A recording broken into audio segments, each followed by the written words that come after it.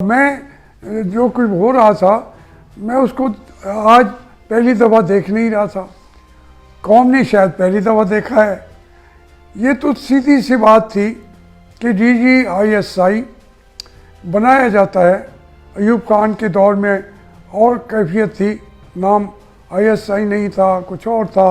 तो लेकिन वो अपने जो अंदर की खबर रखने वाले महकमे थे उनके अपने आदमी होते थे।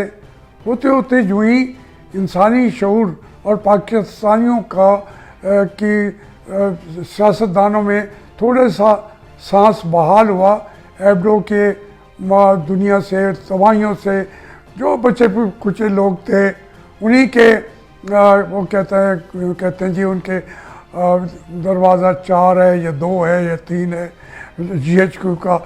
चलो उसकी बनाई हुई क़यादतें हों, भुट्टो साहब हों, मियाँ साहब हों, जिसको भी आप बुरा कहना चाहते हैं वो कह लें। लेकिन हकीकत ये है कि ये सारी की सारा कंट्रोल उन्होंने 74 साल में अपने हाथ से जाने नहीं दिया। तो इसलिए जो DGISI अब जिस मौके पे आप अंदाज़ा करें तो ये उन्होंने जब हमारे सिविलियन हज़रात ने मोहतरमा बेनज़ीर भुट्टो ने कल्लू साहब को बना लिया या मियां नवाज शरीफ साहब ने कहा मुझे ये बंदा चाहिए या वो ISI का बंदा चाहिए, मैं ये अख्तियार मेरा है। क्योंकि बेसिकली ISI जो है ये सिविलियन अदारा है, ये फ़ौज का अदारा नहीं है। अब कोई मेरी इस बात को मानेगा कि ये सिविलियन अदारा है, ये कंट्रोल में सिविलियन के होता है, इसका हर हुक्म सिविलियन सरबराह दिया करता रहा है। अब कुछ चाहते हैं वो कहते हैं नहीं जी ये तो हमारा हक है, हम ही बनाएंगे। तो इसमें ये बात पहले दिन से नज़र आती थी कि जिस सिविलियन DIG जो बैठा होता था वो उसकी नज़र होती थी CNC की ओहदे पे, वो स्ट्रगल वैसे ही करता रहता था। हमारी कौम जो है वो और जो हमारी फ़ौजें हैं इनका ब्रिटिश बैकग्राउंड है और बहुत आला बैकग्राउंड है, उसके ऊपर ये नाज भी करते हैं। लेकिन कौम से ये इस्लामी फ़ौज बन के उनको कहते हैं कि खालिद बिन वलीद भी हम बनाएंगे, भेजेंगे, नहीं बनाएंगे। ये अख्तियारात जो हैं वो ये इस्लाम के नाम पे हमसे मांगते हैं। ये कहते हैं हमारे बारे में बात भी ना करो, हम जो बात करें वो आप खिलाफ आइन भी वो कहते हैं हम करें तो तुम्हारी ज़रूरत ये नहीं होनी चाहिए। आज तक मुझे बताइए आइन जिन्होंने सरेआम तोड़ा, बाकी तो DGISI की बात करते हैं ना, किसी एक को आपने सजा दी बल्कि कबूल किया, लीडर भी वही है। कौम ने कबूल कर लिया। भुट्टो जो है अयूब खान हर आने वाली तारीख बता रही है कि मुल्क को तोड़ा उसने, तबाह किया है, लेकिन हर ट्रक के पीछे तस्वीर लगी हुई कि तुम याद आए तुम्हारे जाने के बाद। भाई खुदा का ये लोग बेचारे इनको अपने इस्लाम का सिपाही बना के इनको वलीउल्लाह समझते हैं। भुट्टो भी अलैहिस्सलाम है, ज़ियाउल हक भी अलैहिस्सलाम है, याह्या खान भी अलैहिस्सलाम है, परवेज़ मुशर्रफ भी सैयदो सादात का हमारा वो अलैहिस्सलाम है। हम जुर्रत भी नहीं कर सकते। तो इस हालात में लोगों ने बातें की, कौम बोलती थी तो ये उनको और मारते थे। तो पंजाब इतना बोला भी नहीं है। बाकी सूबे का कोई आदमी बात करता था उनकी तो आप उनकी हड्डियां भी नहीं मिलती, लाशें कुत्ते खाते रहे। तो हमें ये तकलीफ़ महसूस नहीं हुई पंजाब वालों को। हमने देखा भी नहीं है कि क्या हो रहा है मशरक़ी पाकिस्तान के अंदर। मैंने अपनी आंखों से वो लाशें वो बेचारे जिसको गिद्ध और कुत्ते भगोड़ रहे थे, खुदा गवाह है, मैंने ये अपनी आंखों से ना देखा हो और मैं वैसे बयान कर रहा हूँ, खुदा मेरी ये आंखें अंधी कर दे, मैंने खुद देखा है। हमारे हीरो तो वो थे जो उनको मार रहे थे, उनको कहते थे दबा हो जाएं, ये मुल्क में भूखे हमारे साथ खड़े क्यों हैं। तो इसलिए हम अब देखें, हमीद गुल साहब थे, मैं उनको ब्रिगेडियर के दौर से जानता हूँ, वो फिर मेजर जनरल हुए, फिर मैंने उनकी कारकर्दगी को बतौर खुद एज ए ब्रिगेडियर भी उसकी कारकर्दगी को देखा और उसके को बुरा या सच्ची होने की राय भी दी एज ए ब्रिगेडियर। अब वो उन्होंने जलालाबाद पे भी तमाम मामलात के अंदर, अब वो अलैहिस्सलाम है। फिर मेरे तो दोस्त थे, मेरे मारने वाले थे, 10 दफ़ा उन्होंने मुझसे माफ़ी मांगी कि मैंने गलत किया है।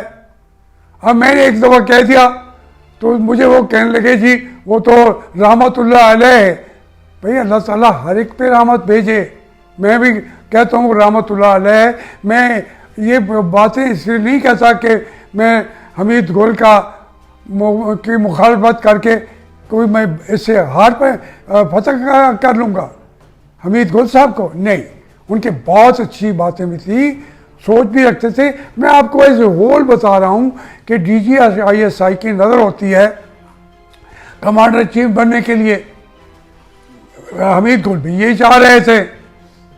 मैंने जब आंखों से देखा है चीज़ों को तो फिर मैं क्या कहूँ, ज़हीरुद्दीन का ज़हीर है, पता नहीं क्या पूरा दीन है, ये खुद अल्लाह है, ज़हीर और इस्लाम, हाँ, तो वो उसका दौर भी आपने देखा है। उसकी नज़र थी इस राहील पे, फिर जब राहील को पता लगा है ये तो मेरे ऊपर पड़ रहा था, फिर वो उसको बात पता चली और इमरान खान का वो वक्ती तौर पर टल गया, क्योंकि मैंने भी प्रेस कॉन्फ्रेंस कर दी थी। फिर इनके DGISI जितने आए हैं उनकी नज़र होती है कमांडर इन चीफ के ओहदे पर, वो सबको साइड से हटाते जाते हैं, हटाते जाते हैं, हटाते जाते हैं। और जो ISI एक अदारा है उसको मैं पाकिस्तान का बचाने वाला अदारा मानता हूँ, दिल से मानता हूँ। देखा है मैंने कई मुल्कों में उन्होंने मुल्क को बचाया है, पाकिस्तान को मुश्किल तरीन हालात में। तो उसका ये मतलब नहीं है कि उसके जितने सियासी कारनामे हैं मुल्क के अंदर मैं उनकी भी तारीफ करूं। ये आपने ये सारे भाग रहे होते हैं, ये कोई खालिद बिन वलीद नहीं है कि हज़रत उमर कहेगा और वो छोड़ देंगे कमांड को, नहीं छोड़ेंगे, चिमटते हैं, कोशिश करती हैं, फिर उसके अंदर प्लाट आ जाते हैं, उसके अंदर मालवी मनफियात आती जाती हैं। हमीद गुल साहब का वो तो आप देखें सरगोदा में कितनी उनके एकड़ ज़मीन थी, जब दुनिया से गए तो मुरब्बे ही मुरब्बे, बच्चों की जायदादें, बेटियों की, बेटों के, उसी पर लड़ते रहते हैं। वो तो बेचारे चले गए। वो मैं एक बात करता हूँ एक सबूत के तौर पर, उसके ऊपर मुझसे पूछ लें, कोर को तो अपनी जागीर समझते हैं, हमारे इस्लामी फ़ौज है, इस्लामी फ़ौज को मेरा सलाम। उधर ब्रिटिश बनना चाहते हैं, डिसिप्लिन कि जो आ जाए फिर उसके बाद बात कोई ना करे, फौज के अंदर भी कोई करेगा तो उसको भी मार देंगे, सब कुछ भूल जाते हैं, डिसिप्लिन। और भाई मार्शल मोंटगोमरी था, फील्ड मार्शल को उन्होंने बनाया, भूखा जाके वो वजीर आज़म बरतानिया से कह रहा था कि मेरे गुजारा नहीं होता। वो जहाँ जाते थे बेचारे, उनके पास गाड़ी भी नहीं होती थी।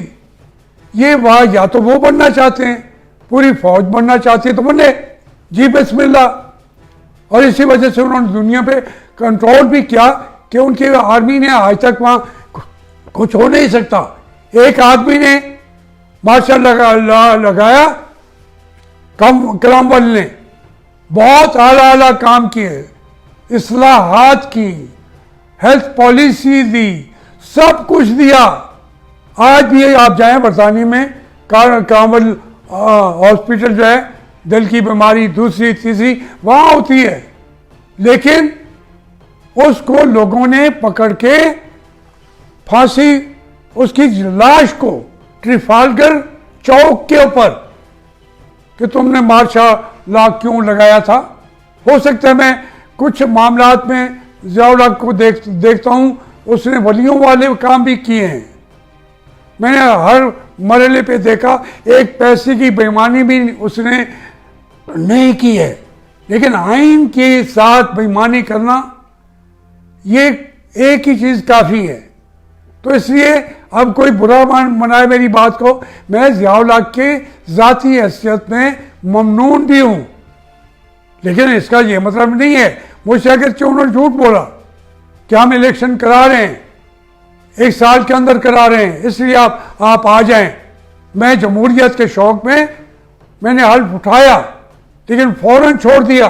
तो मैं ये अर्ज कर रहा हूँ कि इस तरीके की इनके अंदर ख्वाहिशात जन्म लेती हैं, फिर अख्तियार भी मौजूद है, कवानीन उसके मुताबिक ढाल देते हैं, कवानीन ना हो तो तोड़ देते हैं। 74 साल तक ऐसी हुकूमत की इन्होंने, अब आके लोगों ने बातें करनी शुरू की। लोग आज कह रहे हैं, मैं यही बात अयूब खान के दौर से ही करता आया हूं। मुझे अगर किसी पार्टी के अंदर भी कमोशन महसूस हुई, मैंने अपने इस बयानिया को जारी रखा। मैं तो बहुत खुश हूं। मैं बार बार कहता हूं कि मियां नवाज शरीफ कायद आज़म के बाद अगर खिदमत की है उन्होंने मुल्क की, वो नवाज शरीफ ने की है। सच कहता हूं, मुझे नहीं इस चीज़ का पता कि लोग बातें करते रहें, लेकिन जिस आदमी ने इतनी कुर्बानियां दी हैं और आज उस बयानिया को पूरी दुनिया ने भी तस्लीम किया, उन्होंने भी कर लिया है। YouTube पर गुगली टीवी देखने के लिए youtube.com की सर्च बार में गुगली टीवी टाइप करें। गुगली टीवी के पेज पर सुर्ख रंग के सब्सक्रिप्शन वाले बटन पर क्लिक करना ना भूलिए। YouTube पर अपलोड होने वाली वीडियो से बाखबर रहने के लिए बेल आइकॉन पर क्लिक कीजिए। आपको हर नई आने वाली वीडियो के बारे में नोटिफिकेशन मौसूल हो जाएगा।